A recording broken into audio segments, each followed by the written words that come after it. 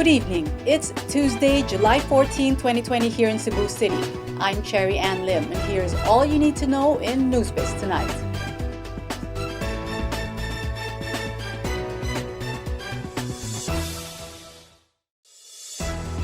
While Cebu City Mayor Edgardo Labella hopes for a downgrade of Cebu City's quarantine status from enhanced community quarantine after July 15, Mandaue City prefers to retain its general community quarantine status with the lockdowns to be implemented in critical areas. Here's Chari Coronel for the details. The Interagency Task Force on Emerging Infectious Diseases will deliberate tomorrow on the new quarantine classifications of the cities and provinces in the country.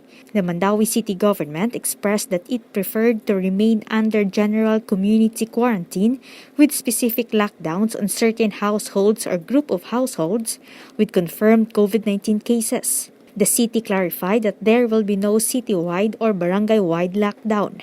As of July 13, 5 barangays with highest active cases are Luok with 77, followed by Subang Dako with 57, Banilad with 41, Pagsabungan and Paknaan with 38 active COVID-19 cases each. Based on the data from the Department of Health Central Visayas, Mandaue City has 1,311 total cases, 856 of which are active cases as of July 13. Meanwhile, Cebu City Mayor Edgardo Labella is hopeful that the city will be downgraded to a lower quarantine status, either of Modified Enhanced Community Quarantine or GCQ. Cebu City is the remaining area in the Philippines under the strictest quarantine classification. Labella says there is an increasing recovery rate seen in the city despite the high number of active COVID-19 cases.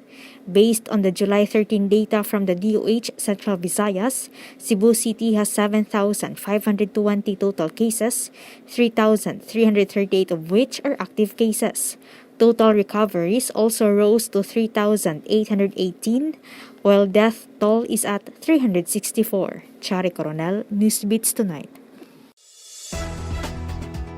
Restaurants in areas under general community quarantine will be allowed to accommodate more dine-in customers starting July 21. Here's Kenneth Torres for the details. Department of Trade and Industry Secretary Ramon Lopez says restaurants' operating capacity will be increased to 50% in GCQ areas and up to 75% in areas under modified GCQ starting July 21. Last June 21, the Interagency Task Force allowed the resumption of dine-in services in restaurants, but only to 30% operating capacity. Lopez says at least 3 people can now occupy tables with 4 chairs. He says restaurant managements should still comply with the IATF health standards, such as imposing social distancing in restaurant premises and putting up clear acrylic dividers between tables. The DTI has seen high rate of compliance by the business establishments to the health protocols imposed by the IATF on workplaces. The agency also advised local government units to impose curfews at 12 a.m. instead of 10 p.m. to give restaurants more time to operate. Meanwhile, barbershops and salons will also be allowed to accommodate more customers starting July 16, in line with the IATF Memorandum Circular 2038. Kenneth Torres, NewsBits Tonight. The Mactan Cebu International Airport has started the operations of the country's first airport-dedicated COVID-19 testing laboratory. The laboratory can run 1,500 to 3,000 tests per day, with results released in 24 hours. Here's Chari Coronel for the details. The Mactan Cebu International Airport began the operations of its own COVID-19 polymerase chain reaction testing laboratory. This is the Philippines' first airport-dedicated testing lab with a certification from the Department of Health and the Research Institute for Tropical Medicine.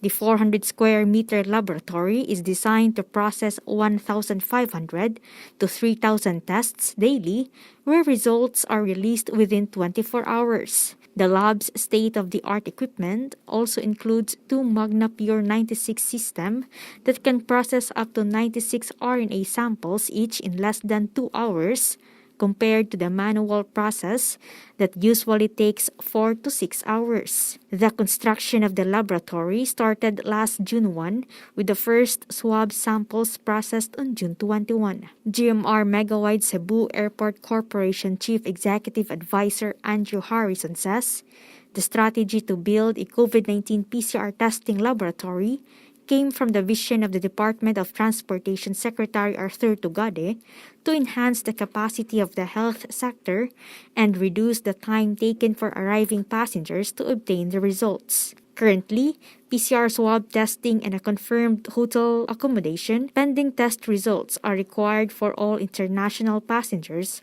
arriving at MCIA. Swab sampling will be done at an isolated portion of Terminal 2 Arrival Reclaim Hall with 12 testing booths and a one-stop shop registration counter for different government agencies. Passengers negative for COVID-19 will receive a copy of their results via email within 24 hours, while passengers who will test positive will be taken care of by the DOH. Earlier, MCIA announced that starting July 15, all arriving international flight passengers must register through their website. Chari Coronel, NewsBits Tonight.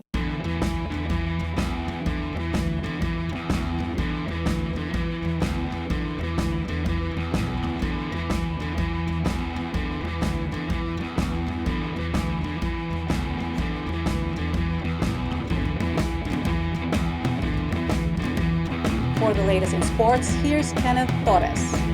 Houston Rockets star guard Russell Westbrook has not made it to the NBA restart yet. This after Westbrook revealed on his social media account that he tested positive for COVID-19 prior to his team's departure for Walt Disney World. However, Westbrook says he is feeling well. Westbrook, together with James Harden and Luc Mute, did not travel with the team on Thursday to the Walt Disney World campus. It was unclear when Westbrook would be able to join the Rockets or when his quarantine period began. According to the NBA's guidebook on health protocols, Westbrook will be allowed to join others on the campus when he tests negative for coronavirus in 2 separate tests at least 24 hours apart. He must also be cleared by a league-approved infectious disease physician and undergo a cardio screening. The Rockets have a record of 40-24 and tied for 4th place in Western Conference before the season was suspended in March. The NBA also announced on Monday that 2 other players had tested positive for coronavirus upon arriving in Florida. In total, 322 were tested.